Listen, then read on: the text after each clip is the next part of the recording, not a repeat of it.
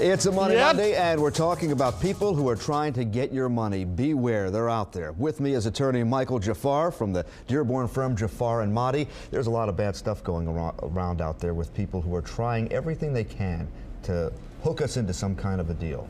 You know, it's unbelievable. You think that in tough economic times, economic times like we're seeing now, that scams would kind of go down in volume. But you know, there's so many scams out there tailored towards people who are running out of money as opposed to people who have a lot of money. And I see a lot more scams these days for people that are in debt problems or have some sort of an insolvency.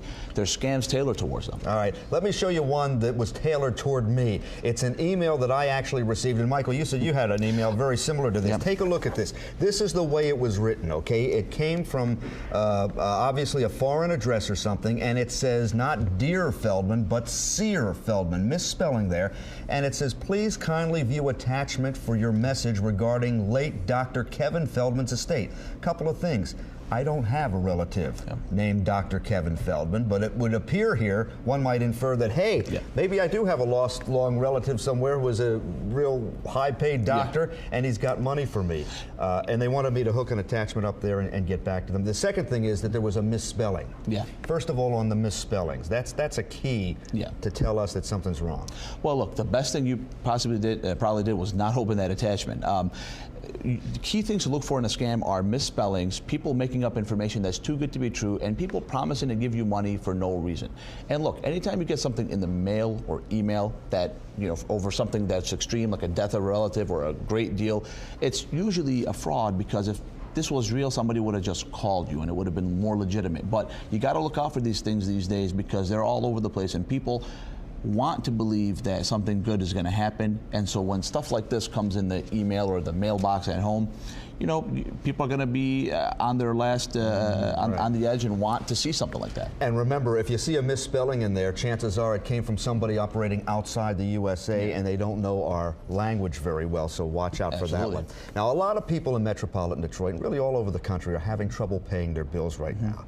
Sometimes they fall behind, and then they get a letter from a company that says, stop paying your bill to the old company, pay it to me right now. On the surface, there's nothing wrong with that, is there? Yeah, on the surface, there's nothing wrong with it. Look, it's a very big business to buy debts from other people. If you owe money to a bank, let's say you owe money to Chase or Bank of America, whether it's a credit card or a loan or a mortgage, they have the right to sell that indebtedness to another company. That's perfectly legitimate, and a lot of times they do.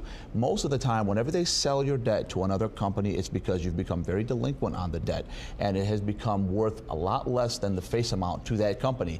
And so they will sell that debt to a third party.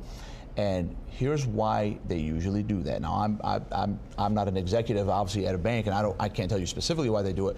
But most of the times, it's because they sell it to somebody who is better at collecting on those debts in certain areas. So there's companies, without mentioning any names, that are better at collecting in certain areas than a bank. So, for example, Chase Bank doesn't specialize in collection efforts in Metro Detroit, but there's companies that do. And so those companies will go out and they'll buy debts in that locality because they are really good at coming after you for that debt. So you really do owe that money? Yes, you absolutely owe that money. If it's a debt that you owed legitimately to the lender that you took the loan from, and that lender sells it and you get a notice and you want to verify it, when you get a notice that says we are now your new creditor, make your payments, you have to verify it, because you'll get a letter. You have to get something in writing saying we have purchased your debt, you are now indebted to us, please mail all payments to this address, you now owe us this money.